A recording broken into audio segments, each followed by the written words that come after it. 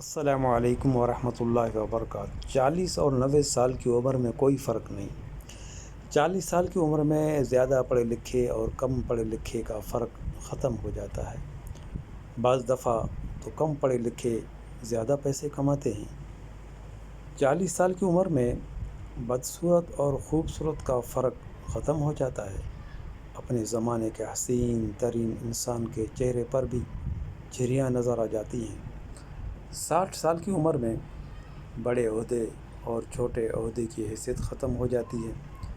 Retirement کے بعد چپڑاسی بھی سلام نہیں کرتا۔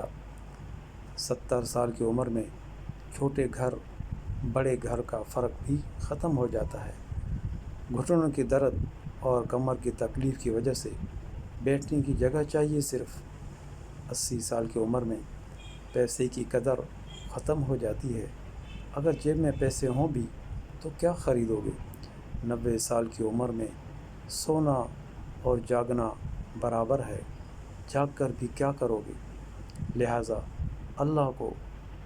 لہٰذا زندگی اللہ تعالیٰ کے احکام کے مطابق گزاریں، خود بھی سکون سے جئیں، دوسروں کو بھی سکون سے جینے دیں۔